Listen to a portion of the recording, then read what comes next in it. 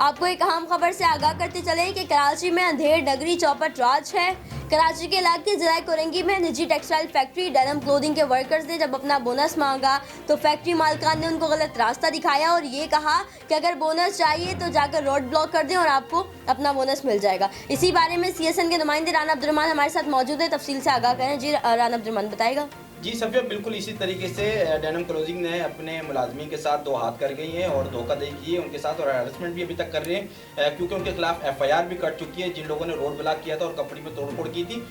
मैं आपको ये भी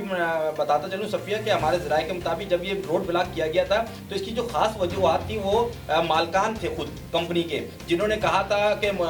जो मुलाजिम है उन सबको कहा था कि जब तक आप रोड ब्लॉक नहीं करेंगे, तोड़फोड़ नहीं करेंगे तो जिन लोगों से हमें पेमेंटें लेनी है वो हमें पेमेंटें नहीं दे रहे, जब आप ये करेंगे तो हमें पेमेंटें भी मिलेंगी तो फिर हम आपको पैसे अदा करेंगे। तो जब ये सारा तो हो गया, तोड़फोड़ विचारों ने की, वो भी मालकान के कहने पर अब ऐसा हो गया कि कुछ दिनों पहले ही एफआईआर काट दी गई है 800 लोगों के मुलाजमीन जो है 800 उनके खिलाफ और तकरीबन नाम क्या 5 जो है उसमें नामजद हैं और 3 को गिरफ्तार भी कर लिया गया है। जी राना अब्दुर्रहमान, मुझे बताइए इतना सब कुछ हुआ, कंपनी ने ये करवाया, उकसाया अपने वर्कर्स को,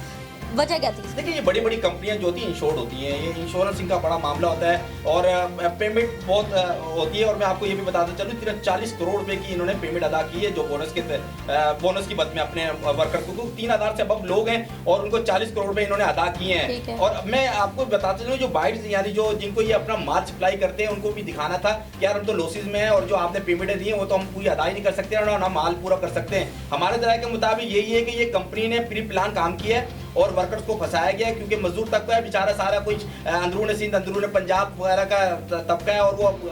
फंस चुका है इस मामला में। देखते हैं आगे होता है क्या। जी राना अब्दुर्रहमान, एक बात है कि उस कंपनी के डेनिम क्लोथिंग के कंपनी के जो सीईओ हैं जुनैद अरबी साहब, उनसे जब मेरी बात हुई तो उन्होंने पहली कॉल पर तो ये मतलब इनकार ही इस बात से कर दिया कि मैं जुनैद अरबी हुई नहीं और फिर उसके बाद जब मैंने दूसरी तीसरी कॉल की और जब ये पता लगा कि वो जुनैद अरबी और वो सीईओ हैं तो उन्होंने अपना मौक़िफ़ देने से इनकार किया। देखिए बात ये है कि ये जुनैद अरबी साहब हो या बड़ी बड़ी कंपनीज के जो मालिक हो ना, ये कभी अपने आप को शो नहीं करते। वजह ये है कि इनको पता है इन्होंने रखे होते हैं अपने जो ना काली भेड़े रखी होती है इन्होंने भी। जैसे मिसाल के तौर पर आप डेनिम क्लोथिंग के ले लें, तारिक साहब हैं इनके, वो हर वो मामला में जब कूदते हैं जब गरीब आदमी को दबाना होता है या उनके खिलाफ एफआईआर कटवानी होती है या मजदूरों को तनख्वाह टाइम से नहीं देनी होती है, जिन लोगों को निकालना होता है तो ऐसे लोगों को इस्तेमाल करते हैं। पर मगर मुझे बड़े दुख की बात यह है कि कोरोना और फिर इतना कुछ हुआ है हमारे कराची में, अभी भी लॉकडाउन चल रहा है, पर मगर इन मजदूर लोगों के साथ हुकूमत कहीं नजर नहीं आ रही। कोई वेलफेयर, कोई सोसाइटी, कोई बड़े बड़े चैनल बोलते हुए नजर नहीं आ रहे